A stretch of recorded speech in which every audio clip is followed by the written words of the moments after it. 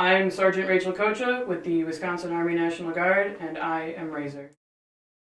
I've been with the Army National Guard for over 12 years now.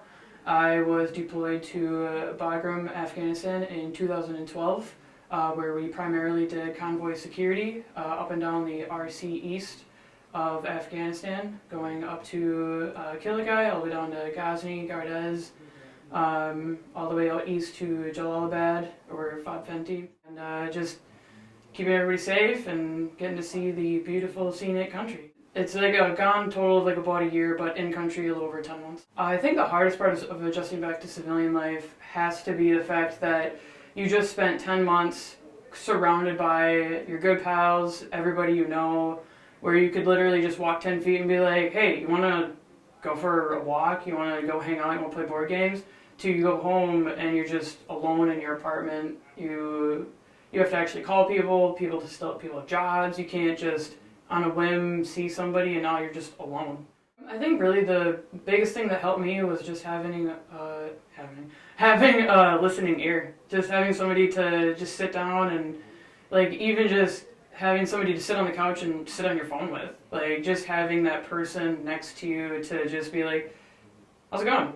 You want to play a board game? You want to play some Xbox? Like PlayStation? Who cares? Like just being around people, like no matter what we were doing, was really, really helpful. The biggest things that helped me was the music I listened to overseas. So I was in 2012, and in 2012, In This Moment's album Blood came out, and it's probably one of my top 5 albums. I say top 5 because it's constantly rotating. Actually, they were one of the bands I discovered when I was in my training back in 2008.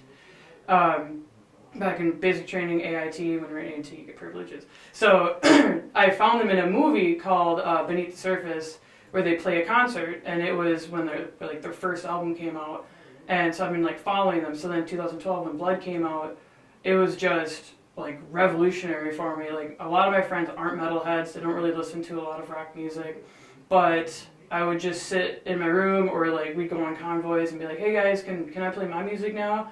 And I would always play that album, especially the song "Burn." Like it just it has that like that build up, and then like she just starts screaming, and you can just feel it in your soul. Like I'm getting goosebumps talking about it.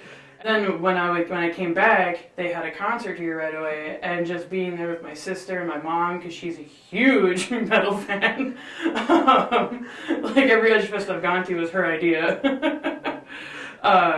Because of being able to listen to them and like go back to listening to that album was just it helped bring me down when I would have like really stressful days or like be really anxious about stuff. I'd put that on, and it would really help out, really kind of like bring me back to being grounded. And then my friends that weren't metalheads, that same year, Kesha's album Warrior came out, and Pink's probably her best album.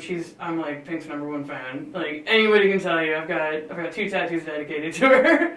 Flat on doing a leg. Her album Truth About Love came out, which is arguably her best album, and like we would always play those like albums back and forth, and like everybody would always like, oh, can you just put Pink back on? I'm like, heck yeah! Like we had like little dances we'd do to it, like.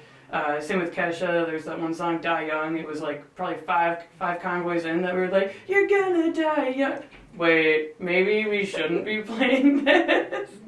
That's a little cryptic, but like it just gets you going, and like it was kind of our middle ground of I'm not listening to country and you guys won't listen to rock music, so we put on like Kesha and Pink and or Disney, obviously.